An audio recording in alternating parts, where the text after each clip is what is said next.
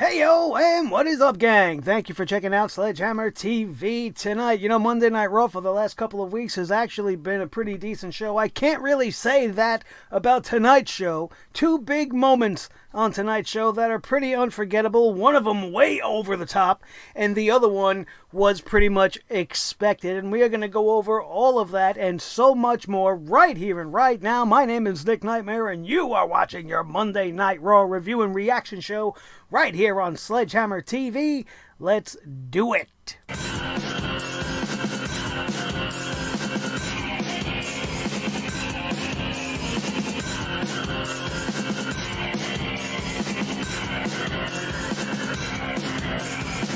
Sledgehammer Wrestling Show.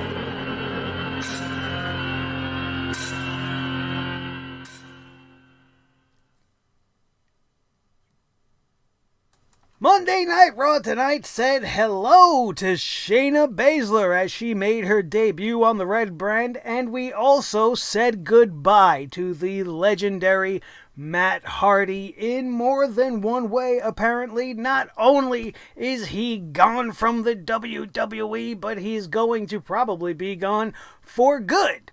Now, I know that might seem like the same point, but some people are saying he's been written off and he's going to take some sort of a backstage role with the company. Many of us are thinking that he is going to be looking for other opportunities in different organizations anywhere else in the world to continue to wrestle, which is something that the man loves to do. But we don't know what really the future lies for Matt Hardy. What we do know is that tonight he took a one-man concerto from Randy Orton as he came out trying to defend his longtime friend and at one time arch rival Edge, and it was a very compelling and it was a very awesome segment. It was one of the few moments on the night where I was absolutely encapsulated by everything that Monday Night Raw is doing.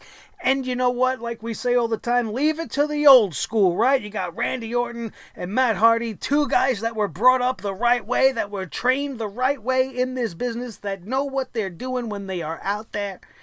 And it becomes the best thing on the show, putting everything everybody else does on the show to shame and barely doing anything to accomplish it. That is professionalism at its finest. This was perfectly done.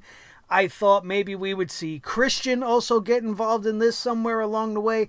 Maybe Jeff Hardy, since the whispers are starting to surface that he is due to come back within the next couple of weeks. Maybe he's going to come to try to avenge his brother, and he will suffer the same fate as Randy Orton continues to just mow down everybody in his path, looking to be the legend killer of old, I guess, and it's absolutely great. But we usually give the poop hammer to the worst segments on the night. And to be honest with you, there were too many of them to decide on just one. So what we are going to do tonight for the poop hammer, we're doing something a little bit special. We're giving the poop hammer specifically to WWE Creative. This poop hammer is for you ass clowns. It is unbelievable to me. Two huge mistakes that we can point out here. First, as we already mentioned, Matt Hardy. How do you have Matt Hardy come back after everything that he was doing in TNA, after the rebirth of himself, and do nothing with him? A little subpar tag team championship run with Bray Wyatt was the most interesting thing you did. The Deleters of Worlds. That was some interesting things, but it never truly got going. I understand there were some legal issues at the start of this whole thing. Matt Hardy couldn't come into the WWE broken, and they found a way around it. They kind of played around with the whole Woken thing, but as soon as he got the rights to his gimmick, that should have been full steam ahead, all systems go. Matt Hardy and the Broken Universe could have been something that the WWE could have really built around. It's one of the most popular things happening in the last decade, and you let it go to shit. Just like you let Matt Hardy go to shit, and you just let this guy who has done so much for the industry with the TLC match that he mentioned tonight in '99, where they took the industry to a whole nother level and gave birth to a whole subgenre of professional wrestling. And you do him like this. What has he done over the last few months? Absolutely nothing. He's been a complete and total waste. And with the way he came in and the ovation that the Hardy Boys got at WrestleMania when they made their return, they really failed to capitalize on it. And all Jeff Hardy's bullshit aside, Matt Hardy should have been given a whole lot more to do than the whole lot of nothing that they gave him, and he wouldn't be in this position right now looking to be going somewhere else to sow his creative seeds. We've seen the last of Matt Hardy tonight. And they get the poop hammer for the way that they have booked him since the day he returned. They also get the poop hammer for finding a way to take the simplest fucking thing ever, which is the debut of Shayna Baszler, and doing something so odd, so uniquely different, that it screams cringe. That it is not awesome. It is not great. It doesn't add anything except to make Shayna Baszler look like a fucking maniac. Shayna Baszler. Baszler the Impaler. What, did she get infected with the T-virus on the way to the arena? Or is she auditioning for a role as a zombie on the fucking Walking Dead? This is very out of character. I would not be this mad about it if Shayna Baszler, during her two runs as NXT Women's Champion, was biting people left and right, and she was chomping people's noses off, and she was ripping earlobes off like Mike Tyson. If this was like her thing, then I get it. But you guys, this was the first time we have ever seen Shayna Baszler and Becky Lynch in the ring together, and it has escalated to a point where Shayna Baszler took a chunk of flesh out of the back of Becky Lynch's neck. I loved everything about this segment until she bit her. There was no reason for it. The beatdown was more than enough. Shayna Baszler with a surprise debut, former NXT two-time champion. She's finally on Monday Night Raw. She attacks Becky Lynch, leaves her laying in the ring, and now off we go to the races building towards WrestleMania. Let's do it! Let's do it. What was this biting? And the blood. The copious amounts of fake blood, the excessive amount of blood that made it look as fake as ever. And then Becky Lynch is overacting. Way over dramatic. I know she's supposed to be selling the fact that she's got a piece of flesh removed from her neck. But then she's telling these guys, the paramedics, she's like, oh, take it easy, take it easy. They're not even touching her. They're just like staring at her, and she's telling them all like, back off, take it easy. Nobody's doing anything to you. And then she's refusing help. They're taking her to the back. They want to take it to the ambulance, and she don't want to go. She don't want to go. No, I'm fine. I'm fine. First she wants to know how bad it is. Did that bitch just bite me? She's all this shit, all these dramatics, and then she doesn't want to go get help. You were just bitten by a mad woman that might be infected with rabies. Because that's the only reason one fucking human being would bite another. Unless they were a cannibal. Is Shayna a cannibal now? Is that Vince McMahon's genius idea? Oh, she'll be a cannibal. We'll have her tear flesh. That's it. She's NXT. Fuck her. Is that what it is? You gotta find a way to fucking ruin the NXT guys somehow? You have somebody as intense and as badass as Shayna Baszler. Everything Becky Lynch wishes she actually was, you can visually see in Shayna Baszler. And you're gonna give her this over-the-top bullshit on their first encounter? No, we're going to do all this instead of having Shayna Baszler debut in the Royal Rumble at number 30, win the Royal Rumble, and challenge Becky Lynch like a woman. Or like a man. I don't know if that was going to be offensive or not, but that's the phrase, right? Becky's the man. Have Baszler challenge her like the man for WrestleMania, the way it's done traditionally, by winning the Royal Rumble. But no, we got to give the Royal Rumble to Charlotte Flair so that she could come out every week and not tell us what she's doing, even though it's fucking so obvious what she's going to do. Charlotte Flair. Another waste of our time. Why do we have to see her week in and week out? Why is Rhea Ripley just on Monday Night Raw? She was just there last week. She's just there this week. She's looking for her answer from Charlotte Flair. Charlotte Flair didn't give her answer on NXT. I don't care. I don't care. The fact that you wasted the Royal Rumble win on Charlotte Flair going to challenge for the NXT Championship is ludicrous to me. What happened to tradition? The NXT Women's Championship is not supposed to be defended at WrestleMania. Now, that's not really that big of a deal. But I would much rather see Rhea Ripley defend it against a Bianca Belair or an Io Shirai at WrestleMania, not Charlotte, the self-entitled queen of everything, Flair. What do you think is going to happen? You think Rhea Ripley is going to beat Charlotte Flair at WrestleMania? Not if Vince McMahon has anything to say about it. You'd have to be off your rocker to believe that. I don't see anything good coming out of this.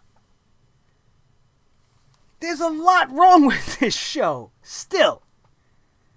And even in those two great moments of Baszler and Orton, there are negatives about it. That just, as great as the moment for Matt Hardy and Randy Orton, as intense and as emotional as it was, I couldn't help but think that this has got to be Matt Hardy's way out. And he did tweet following Monday Night Raw just a simple goodbye. That's a shame. It's a shame, and it deserves a big old fat poop hammer. And the way that they turned Shayna Baszler into a ridiculous character instead of just letting her be the Queen of Spades and doing what she does, which is just kick ass. She don't buy people. Not last time I checked. And if any one of you guys have any proof or you want to go back through NXT's and find moments where she's bitten people, please let me know. Please let me know. Also, they want to end this night with an 8-man tag. An 8-man tag involving the Monday Night Meshuggah and his disciples, Murphy. They took Buddy Murphy's name away. The latest in a long line of talents that have had their names just whopped right in half. Now he's just Murphy. What's up, Murphy? What's wrong with Buddy? You don't like the name Buddy Murphy? Then why did you name him Buddy Murphy to begin with? Murphy. What's up, Murph? How long until they start calling him Murph? Just do that. Actually, it would be probably better than Murphy. Here's the new disciple, Murph.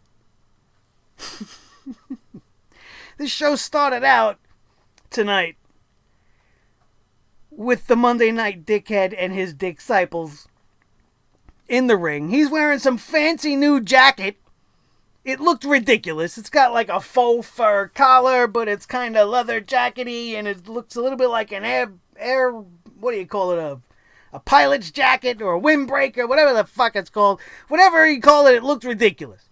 It looked like he was wearing a weasel around his neck, which was kind of fitting since the guy looks and talks like a weasel. He wants us all to follow him and all this shit. I don't care. You know what? When he speaks, I don't care. Do you know what I see when I see these four individuals in the ring? I see two guys wearing the tag team championships, and then I see a tag team. The only tag team in the ring, standing there with nothing, with their dicks in their hands. Standing around doing what? Speaking in a language we don't understand, even though they very clearly can speak English. Who cares at this point? He's going to ramble on and on until Kevin Owens comes out, which undoubtedly is what happened. We already knew that's what was going to happen. But Kevin Owens says he's not alone. I wonder who he's going to be with. Oh, that's right. It's the Viking Raider Warrior Raiders. And who else are they going to be teamed with? Samoa Joe, who is not there at this particular moment. But I'm not an idiot. I see social media. I see what's coming up. I've seen the promos. This match was already made. This match was way advertised. Tonight on Monday Night Raw, this ridiculous 8-man tag. I've been seeing it since Friday. So why did we have to open up the show to establish a match that we already knew was going to happen. This is all unnecessary. This is all to what? Build anticipation for an 8-man match that's going to bore you to tears? Who gives a shit about an 8-man tag if we're not talking about Survivor Series? Or we're not at least in and around that time of year where that type of stuff kind of matters. An 8-man tag is just a lazy fucking way to book a main event and get as many bodies in there as possible. It's lazy. Instead of figuring out creative ways to split it up, and maybe you have Murphy versus Samoa Joe, and you have Razor versus Ivar, and then Akam versus the other fucking Raider, and then you got Seth and the other one. Break it up. Or you have the Authors of Pain versus the Viking Raiders, and then you have the other 2 singles matches. Or you just break it up. Break it up. You don't have to do this. You got 3 hours of television. There is so many segments on this show tonight that we could have erased from the show. If this was a 2-hour show, it would have been streamlined much better. They could have focused in on what was important, the big moments, and we wouldn't have had to sit through squash match after squash match. You hear me? That's how mad I am. I can't even speak. Squash match after squash match after squash match. Each one of them doing nothing for anybody involved. It was just a ridiculous display of one ridiculous matchup after another. This entire show was just a waste of everybody's time, really. You could tune in to see the important moments on YouTube. You didn't have to sit through 3 hours of dribble like I did, just to get to see Randy Orton do something cool to Matt Hardy and Shayna Baszler make a debut that would inevitably end up disappointing me. Other than that, there was nothing really to watch on this show. So in the first match, this freaking tag team match goes on and on and on. Samoa Joe jumped Seth Rollins from behind, locked in the coquina clutch, but Owens then nailed Murphy with the stunner, and the faces all cleared the ring at the end of this thing. But of course the bad guys got the win, so it doesn't matter. Seth Rollins and his disciples get the win over Kevin Owens and Joe and his 2 Viking schmoes, and I don't know where else we are going to go from here. They decided to go and make Becky Lynch come out before the guys were even done leaving, and I hate when they do this unless there's like a reason for it. If you have like a guy coming out and a guy leaving, like they did with Aleister Black and Buddy Murphy, and their, paths are crossing with intent, that would make sense to me. But having Becky Lynch come out and then they're all looking at each other like, well, I don't know. Did you guys catch that? Becky's looking at Kevin Owens and they were like, hey, all right, well, the boss said go, we go. You know what I mean? I don't have any reason for you. All to have Becky Lynch wrestle Asuka. Now, I don't understand why we're having this matchup again so quickly, and I don't appreciate the fact that Asuka lost in a clean manner, once again, without any shenanigans. However, this was a good match. This may have been the one match on the show that I enjoyed the most, which is odd to say. Becky Lynch and Asuka put on a great show tonight in the ring. They were intense. They were very physical. It was a very, very well choreographed display. It had a nice amount of time. And the champ gets the win, which is the only problem here. Like, Becky's getting an unnecessary win over Asuka. When she just beat Asuka, she just got over that hump, and now it's just making Asuka look like she's not even worth it. She got her rematch out of the way and over with, and I would have preferred they had Shayna Baszler come out before this matchup ended and had Becky Lynch win the match that way before she gets her ass beat by Shayna Baszler. After the match, Shayna Baszler jumps from the crowd, attacks Becky Lynch from behind, locked in the Kifuda clutch, and then threw Becky Lynch to the ground and took a chomp right out of the back of her neck. The next 5 to 10 minutes was just completely cringeworthy, performance-wise, very overacted, and very nonsensical. The fact that she didn't want to get in the ambulance with the paramedics was ridiculous, made only worse by the fact that Becky Lynch would then take the ambulance for herself. She would steal the ambulance and drive herself to the hospital with a bleeding wound from the back of her neck. This is just way too much. you talk about overdoing it, this is overdoing it. I understand she's the man and all of this, but she's not Stone Cold Steve Austin. And the fact of the matter is that she should have been taken out by the medical facility, by the staff, like a loyal employee would do for the company she claims to be the face of. Go get herself checked out, make sure she's not infected with something, and then come back to the ring, come back to the arena, come back to the ring, fine. But they definitely went way overboard with this. And it's making it almost too long now for WrestleMania to come around and to see Shayna Baszler finally get that title off of Becky Lynch, and let's move away from this whole man bullshit. Right? We've had it for over a year now. It hasn't really changed much. In a sense, it's only devolved, and I don't want to really see too much of it anymore. And Shayna Baszler is the best person to be the next in line, if not Ronda Rousey. And now it also, in fact, bringing up Ronda Rousey sets up a very interesting dynamic if and when Ronda decides to come back later on this year and her former best friend is walking around as the Raw Women's Champion. So let's make that a thing. I would much rather do that than have to see another match with Charlotte Flair or Becky Lynch in it at all in 2020. I want to see new, I want to see different, and I want to see it now. I don't want to see it in 2 years from now. I don't want to only see it on NXT. Let's do something and shake this up, because it is becoming dead. Dead. As dead as the Street Profits. The Street Profits was one of the most highly touted tag teams in all of the WWE. I was a huge Street Profits fan when they were down in NXT, and they brought them up to the main roster and gave them the NXT treatment and just made them into a couple of jokes. They turned them into skit men. They turned them into hype men. Guys to reiterate the bullshit that we've already watched on every single week of Monday Night Raw, and now they finally decide to give these guys another match. It's been a while since we've seen them in the ring doing anything interesting, but they give them a match against Riddick Moss and the 24/7, hey, look at me, I'm a clown, and still nobody gives a shit, avocado-colored, gold-plated championship belt that needs to go in the trash, Mojo the Bozo Rowley. Now, I didn't realize these guys were going to be turned into like a tag team. I don't even know this Riddick Moss. I don't know where he came from. I don't necessarily care. Attaching him to Mojo Rawley makes me care even less.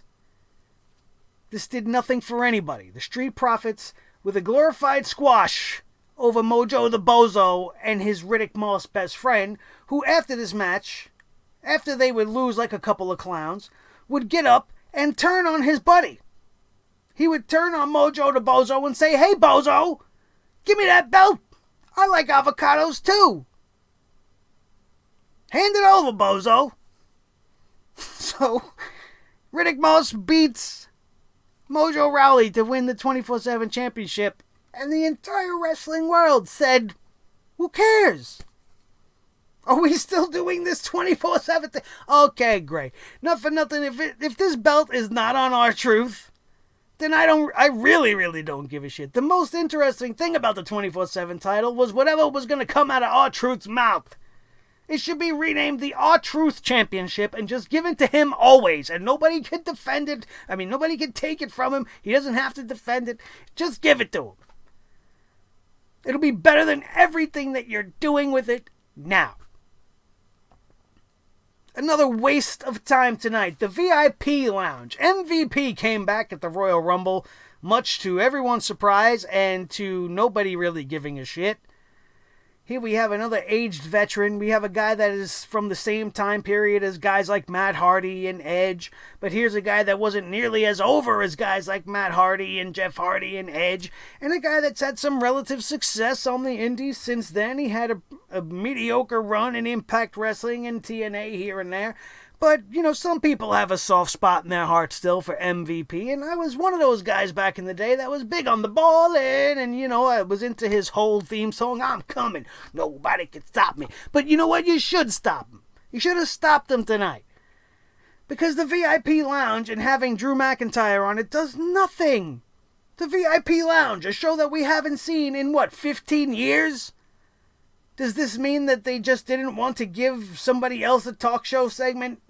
So they brought MVP. Oh, what? You used to have a talk show segment. Let's do this with you. Go out there and interview Drew McIntyre, get Claymore kicked, and then have a nice day. Thank you for coming. I was hoping that the last we seen of MVP was last week when he embarrassed himself. Not last week, but the week before when he embarrassed himself in the ring with Rey Mysterio.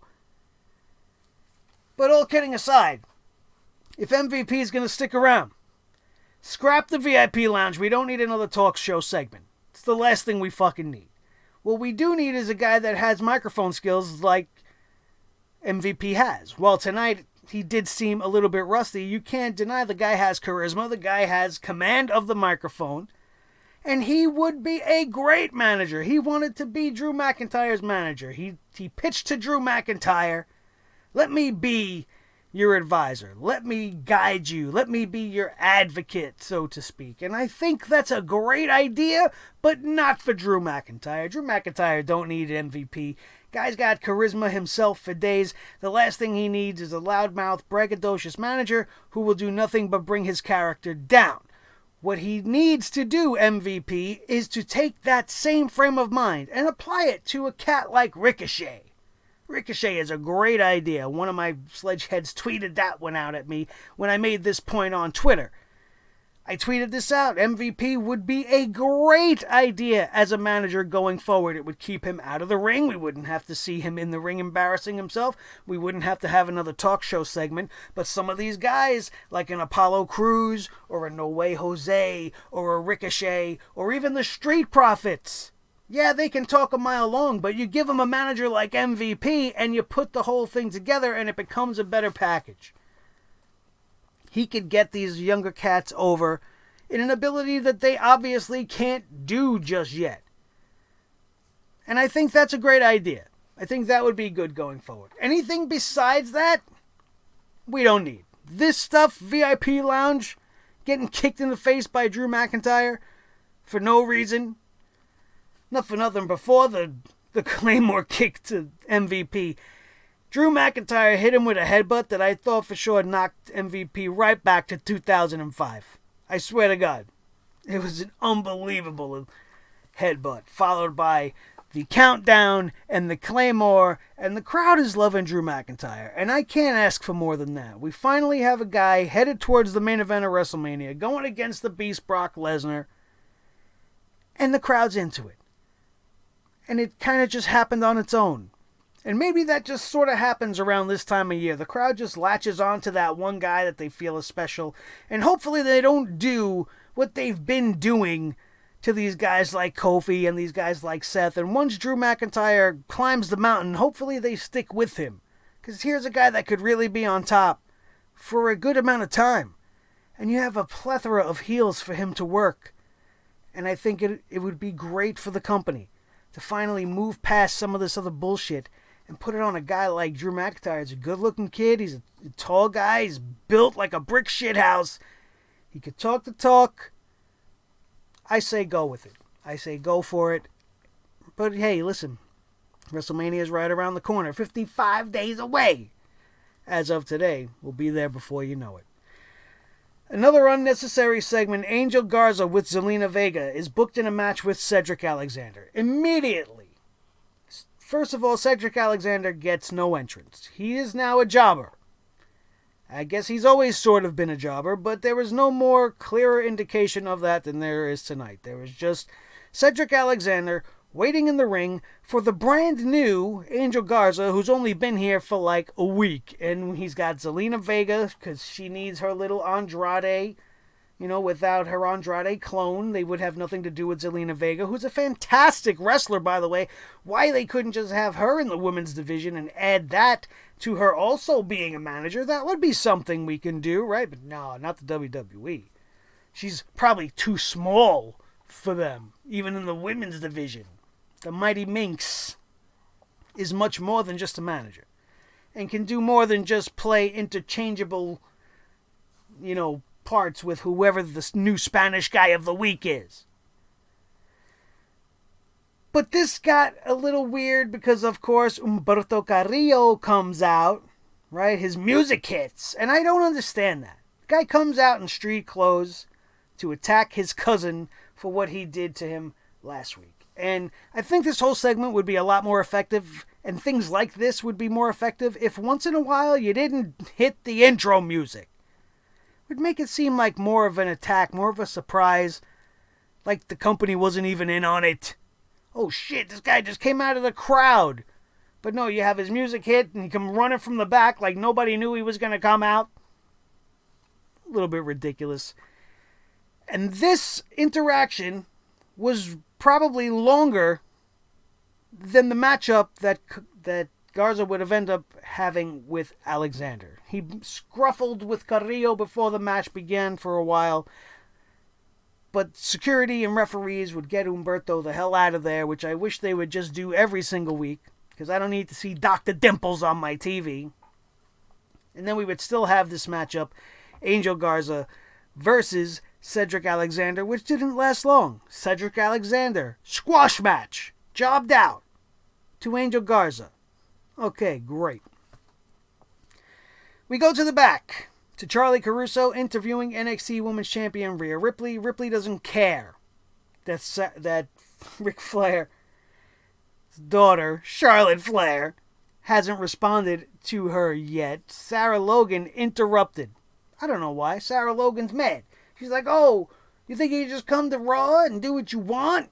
I mean, pretty much that's what being a champion kind of means, is that you can do whatever you want, right? She's the champion. Who's going to tell her she can't come to Raw if she don't want to come to Raw? Certainly she doesn't need to be there. I don't understand why she is there outside of Charlotte Flair. I don't know why she was there last week to start this whole shit off, and I wish she wasn't.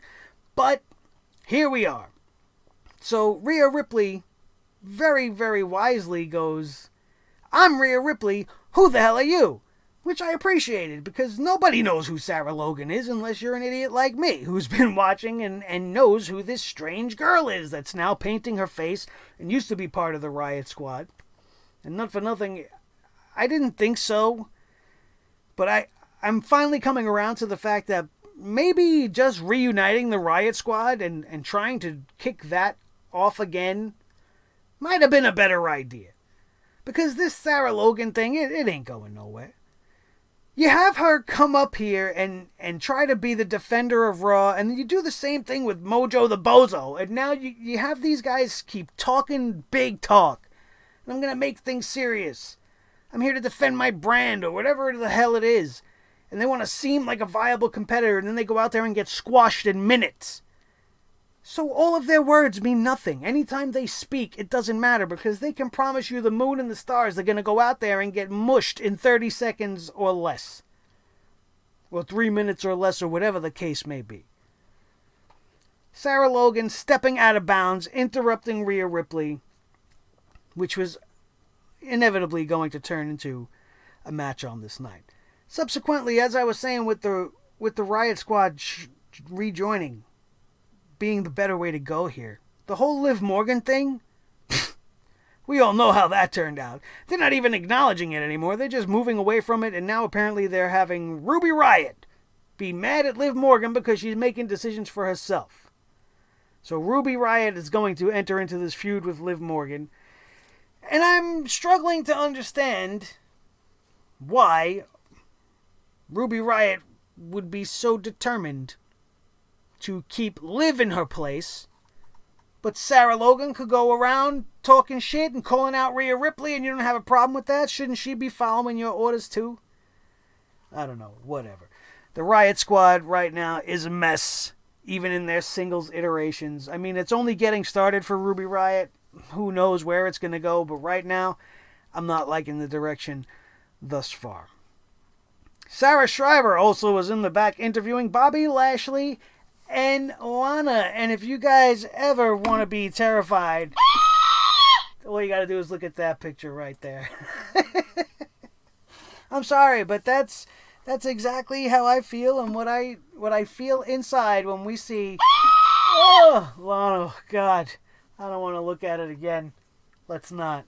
Okay, I don't want to play that little scream thing again. It is kind of late. Probably shouldn't be doing that anyway. But whatever. We have fun here, right? This is all fun and games until somebody loses an eye. I wish I would have lost both my eyes before I sat down to watch Monday Night Raw tonight. Ladies and gentlemen, Lashley's talking about he's not going to let some skinny little kid get in the way of his dream of fighting Brock Lesnar. Lana was trying to say the same thing, only she did an even worse job than Bobby Lashley. And now we know we are going to see a milk dud go one-on-one with a sugar baby in a WWE wrestling ring. Two of the shiniest heads in all of pro wrestling. One looks like a milk dud head. One looks like a sugar baby. You know, sugar babies are little tiny caramel, little tiny ballies, and they're real shiny and delicious. And they're very caramelly colored, and they look exactly like Ricochet's head. The milk dud versus the sugar baby. That's what we got tonight. Fantastic. Now, if you're like me, you love yourself a good sugar baby. Delicious. Milk duds also. Delicious. Both of them are caramel, one's covered in chocolate, and that's fantastic. But aside from all that, when you see this matchup booked, and you see Ricochet versus Bobby Lashley, and you know Ricochet is going up again in the super shit down against Brock Lesnar, what do you think WWE is going to do tonight? You think they're going to have Ricochet go out there and lose to Bobby Lashley? Who is not a fair comparison to Brock Lesnar. Sure, these guys both wrestled MMA, but Bobby Lashley is no Brock Lesnar. So even though Ricochet got a much-needed, very nice win beating a guy like the milk dud Bobby Lashley, it's going to do nothing for him. Because you're building him up this week, you'll build him up next week, and then when we get to the shitty suck down in Saudi Arabia, he's going to lose to Brock Lesnar, and all of this will be for nothing. You think they're going to do anything interesting with him after that? I certainly don't. It's almost like Ricochet was the only guy that said, oh, I'll go to Saudi Arabia and wrestle Brock Lesnar. We all know that's not the case. There's plenty of guys that probably would step up. But I don't understand why he's wrestling him anyway. But that's the only reason why we got what we got tonight with Ricochet and Bobby Lashley. The NXT Women's Champion Rhea Ripley defeated Sarah Logan in minutes. They had to turn this into a Charlotte Flair thing. Of course, Charlotte Flair came out and watched the match from the ramp. She had to point at the sign, just like Drew has to point at the sign, and everybody going to WrestleMania points at the sign. It's sign pointing season, so we're pointing at the sign. Rhea Ripley disposed of Sarah Logan in short order. After the match, Ripley then wanted to know what Charlotte Flair's answer was going to be. Charlotte Flair pointed out that after NXT Portland, Ripley might not even be the champion. Which is what I've been saying from the beginning. Why are we pushing this so hard when she still has to get past Bianca Belair this Sunday at NXT TakeOver Portland? I feel like this whole angle should have began the Monday following Rhea Ripley's first successful title defense, and that her eyes shouldn't be on WrestleMania at all right now. There's plenty of time until then. They should have kept this whole thing off the grid. Charlotte Flair shouldn't even be acknowledging anybody. She should just be telling everybody, I'll tell you when I'm ready. You can have Sarah Shriver and Charlie Caruso and Michael Cole or anybody you want. Press her for who it is, and she should give the same answer every time. I will tell you when I'm ready. I am the queen. I don't have to tell you shit. But no, we don't do that. We have her with these stupid teasing segments where, oh, Charlotte's going to tell us, and then she doesn't tell us. And now tonight, like, hello, we know. We know it's going to happen. This wouldn't be going on if we weren't going to lead it into the match with Rhea Ripley versus Charlotte Flair. The most interesting thing they can do is maybe add a few players. You want to add another girl from NXT? You want to add somebody else from the main roster? Maybe a Ruby Riott earns her way into the match somehow. Maybe Bianca Belair coming off or wants a rematch after Portland if she's not successful this Sunday, which I doubt she will be right now. See, that's the other problem. By making this a thing right now, you give no believability to the possibility that Bianca Belair might win this week or this Sunday. So now you're not only are you screwing up this show, but you're ruining NXT for everybody. And that's something that cannot be. That should be poop hammered onto poop hammer for that. Ruining NXT. How dare you? How dare you with your stupid Charlotte agendas. Ridiculous. And can we please have WrestleMania before we start talking about the fucking next one, please? Remember the days when we would find out where the location of next year's WrestleMania was going to be? At the WrestleMania of that year? You understand what I mean when I say that? Like, we'd be watching WrestleMania this year. In Tampa, WrestleMania 36 will be underway, and then somewhere in the middle of the show, they're going to tell us WrestleMania 37 next year is going to be in fucking Hollywood. But no, now we are not even allowed to get to WrestleMania. We have to worry about next WrestleMania. This is the problem with this company. You see how the machine just keeps rolling, but they are not taking into account what's important. Let's worry about WrestleMania 36 before you start telling me about WrestleMania Hollywood. And what happened to the Roman numerals? Why have we stopped with the numbers in the logo? Lazy fucks. Then we had Charlie Caruso in the back with Ricochet. And man, if there is one guy who can wrestle his ass off but can't talk for shit, it is definitely Ricochet. In between those ropes, and athletically speaking, there's almost nobody in that company that could probably touch my sugar baby Ricochet.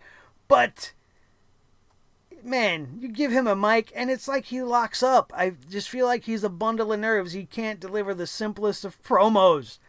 He says he's not afraid of Bobby Lashley. He's not afraid of Brock Lesnar, and he promised to make it the Super Showdown, even if it means he has to crawl into the ring. And it was just very, very cringy. Like, I felt bad for him. Like, he must have just got this script right before they said action. Oh, by the way, here's Vince's rewrites. Ready? You gotta talk to Charlie in 3, 2, 1. Ricochet!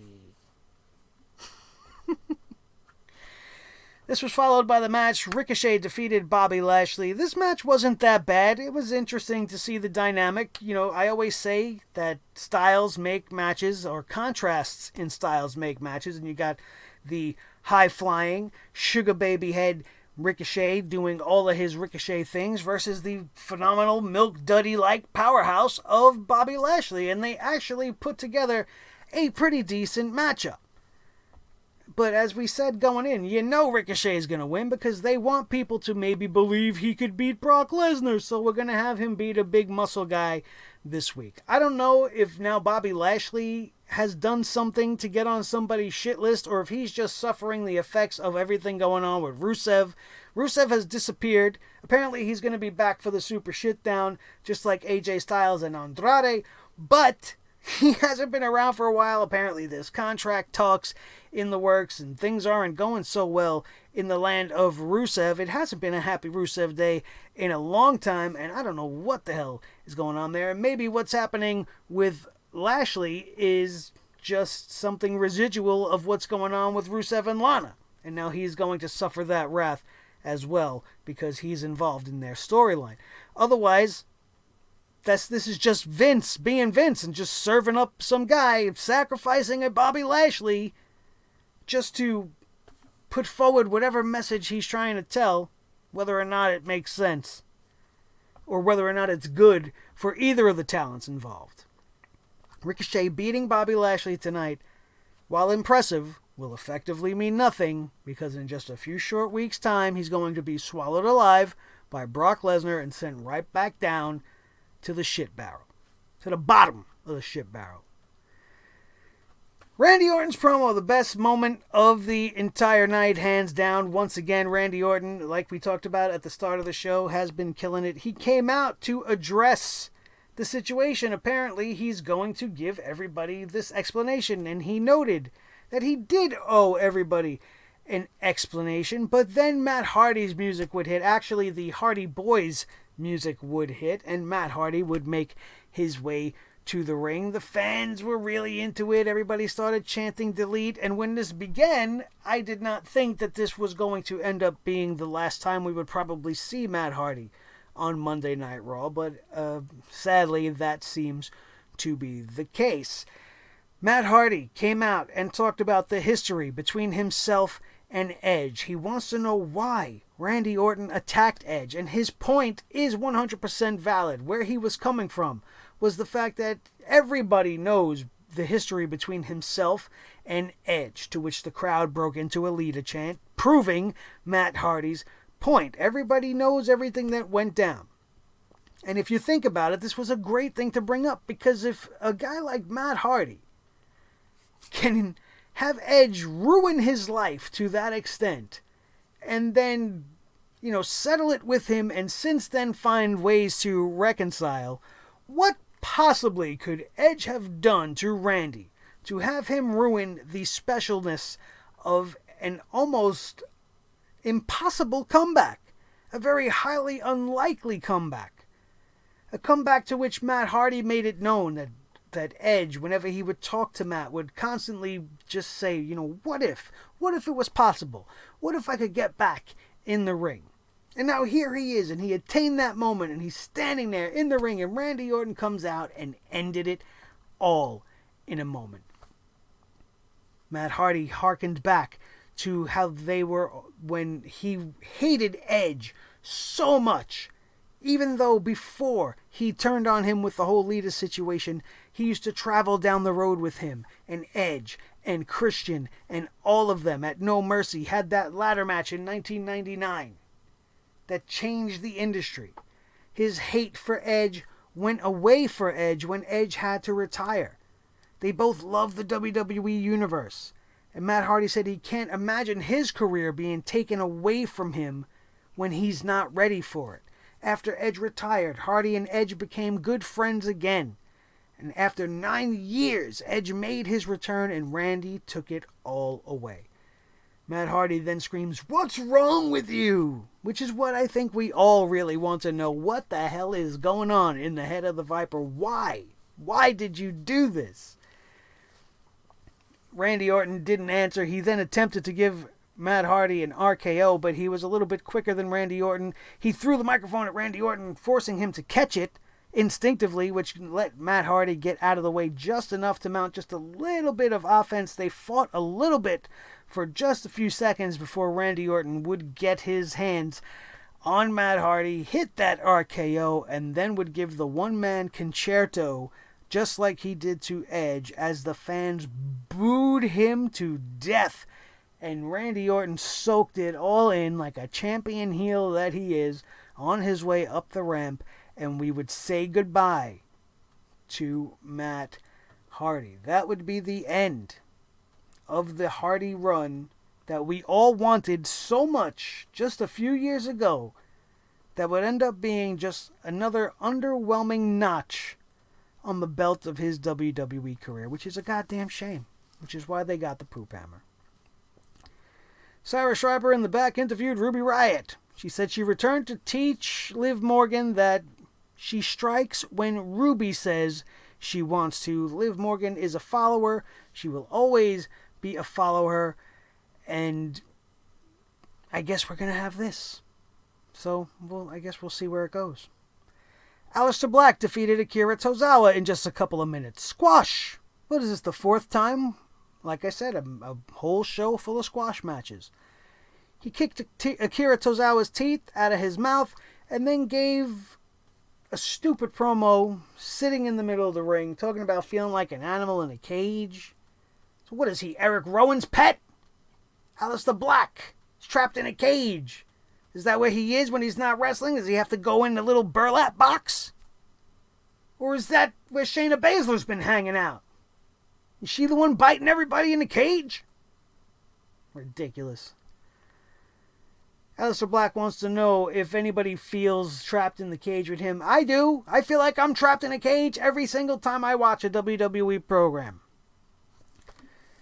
Oh, good Lord. Thank God we got to find out that Becky Lynch was okay. Becky Lynch came back.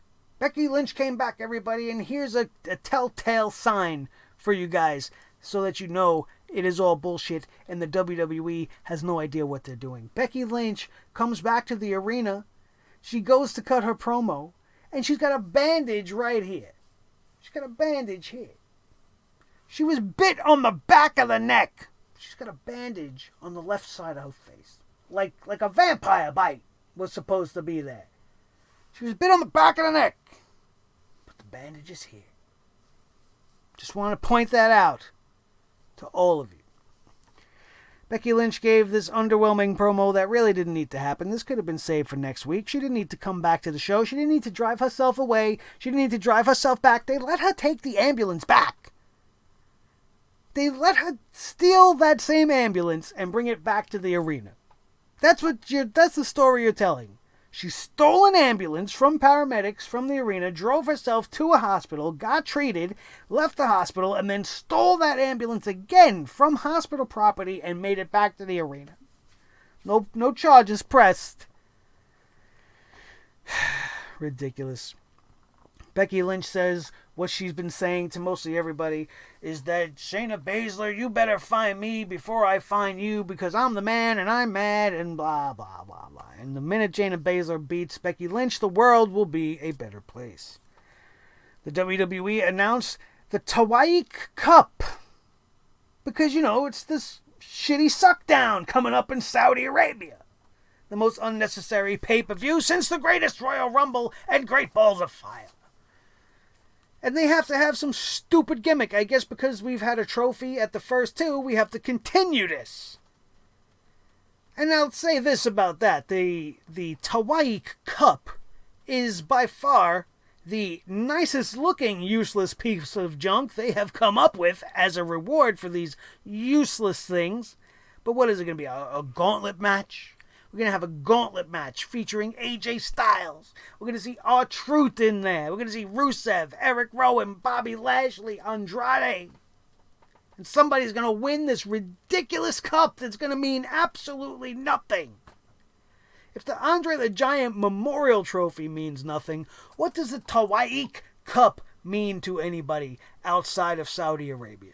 This might be a specific thing to them. Maybe they're making this cup, right? And they're having this gauntlet match. And every time they go back to Saudi, they will defend the Tawaik Cup.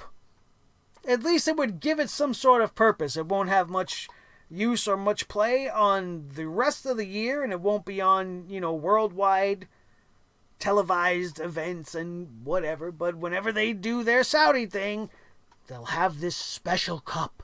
And it's just theirs. And that's fine. Let's just do that. A gauntlet match sells itself. Gauntlet matches are great. And considering some of the talent listed in here, AJ Styles, Andrade, Eric Rowan, no. Bobby Lashley, no. Rusev, yeah, okay. R-Truth so far. I'm sure there'll be a list more people that will be involved in this gauntlet match as we get closer to it. But at the end of the day, who really cares?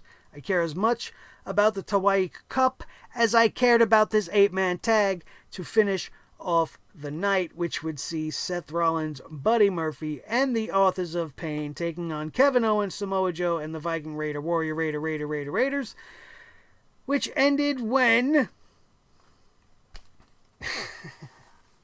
Actually, the end of this match was pretty good. We had a nice little sequence of events that finished up the match. The finish was pretty hot.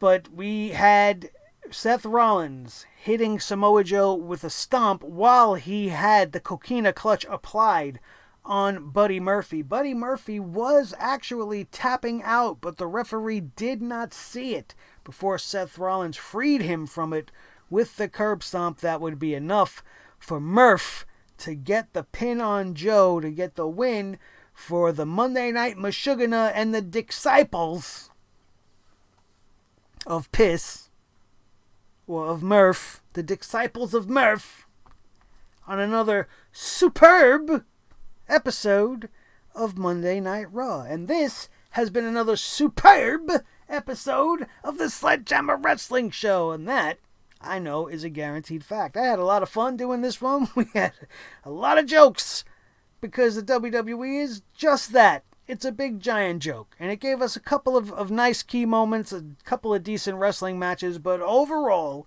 the 3-hour format is just too much.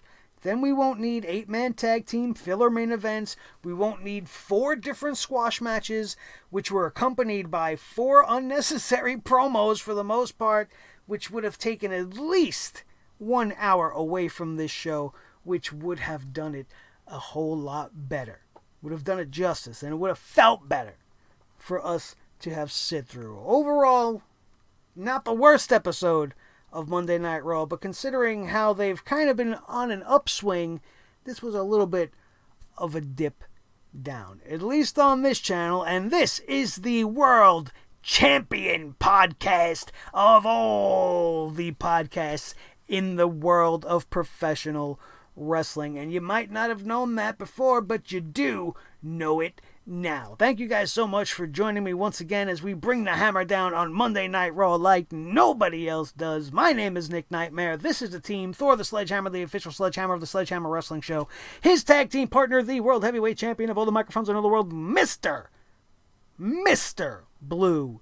The Snowball, the most important member of the team, as always, is each and every one of you. Don't forget to check out everything else on the channel, including our AEW reviews. SmackDown got the hammer brought down hard on it. The worst show in all of professional wrestling right now has continued to live up to that name. And if you missed it, go check it out right now. Everything else you need for your pro wrestling needs are available on this channel as well. Thank you all so much for being here, as always. If you are not already a member of the Sledgehead Army and you are not part of this championship team that we are growing by the day here at Sledgehammer TV, now would be the time for you to hit that subscribe button. If you sat through 56 plus minutes of me telling you some of the funniest and most insightful wrestling stuff you've ever heard, you deserve to be part of this team, and I love you for it. Hit that subscribe button right now. Become part of the greatest family and faction of professional wrestling fans that are growing on YouTube at the minute. And don't forget, if you enjoyed yourself today, if I made you laugh, if I made you cry, if I made you understand why this episode of Monday Night Raw was not as good as everybody else wants you to believe it is, hit that like button right now if you had a good time here today. Share this video with each and every one of your wrestling buddies all over the wrestling world, especially if they might need to know why the hammer has to come down on this episode of Monday Night Raw. And then your job will be complete as a fan. Thank you guys so very, very much. Let me know what you think of the new logo and the new layouts and, everything that we got going on here. And maybe if you guys would like a t-shirt or something of this beautiful piece of hardware that I designed myself, 3 days worth of graphic design work, looking you guys right in the face, let me know how you feel about it. And if you'd like to have one of your very own. And while we can't make our own belts, we can put it on a shirt or countless other pieces of merchandise for you guys to enjoy. That, my friends, is going to do it. And we are out of here. And we will see you next time right here on your new favorite wrestling show, the Sledgehammer Wrestling Show, only on Sledgehammer TV, right here on YouTube.com. Boom.